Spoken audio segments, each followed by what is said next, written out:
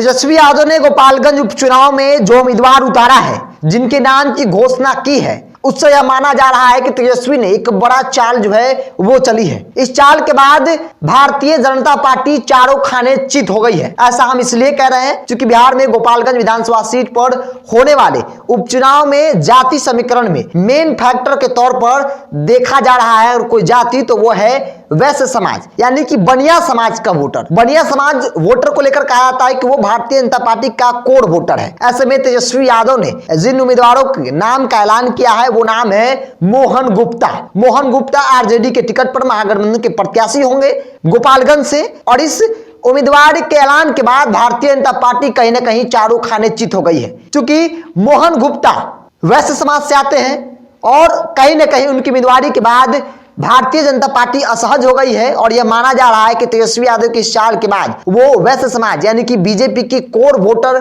में सिंधमारी करने में सफल हो जाएंगे। देखिए, गोपालगंज उपचुनाव में जो समीकरण है जाति, उसके लिहाज से बात कर ली जाए तो महागठबंधन की स्थिति ठीक ठाक है। ऐसे में भारतीय जनता पार्टी को कई मायनों में नुकसान हुआ है।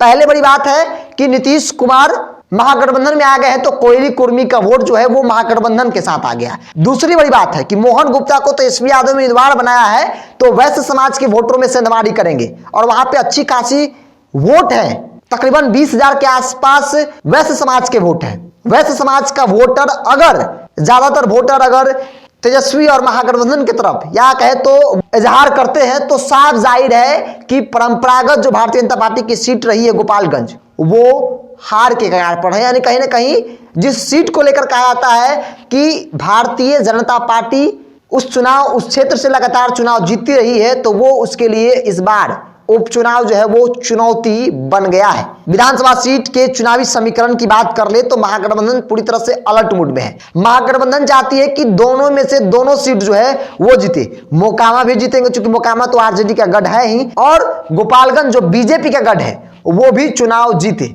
देखिए, ये चुनाव कई मायनों में खास है।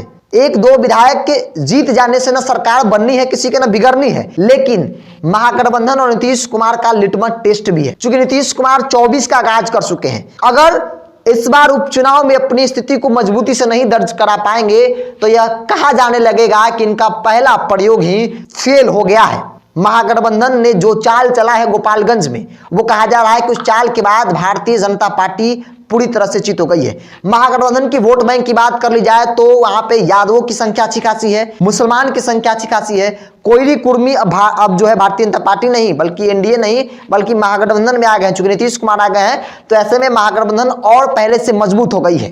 तीसरी बड़ी बात है कि वैश्य समाज जो बनिया समाज है, जो बीजेपी का कोर वोटर माना जाता है, वो भी भारतीय जनता पार्टी नहीं बल्कि अब महागठबंधन और आरजेडी के प्रति झुकाव जो है वो देखने को मिलेगा। इसका सबसे बड़ा कारण है कि तेजस्वी यादव ने मोहन गुप्ता को उम्मीदवार बनाया है जो कि उसी समाज से आते हैं, और जाहिर है कि मोहन गुप्ता उम्मीदवार बने हैं, उनके कास्ट का वोट वहां अच्छी खासी संख्या में है तो वो अपने वोट में सेंधमारी जो है, अपने कास्ट के वोट में सेंधमारी करने में सफल हो जाएंगे। आमतौर पर ऐसा देखने को मिला है।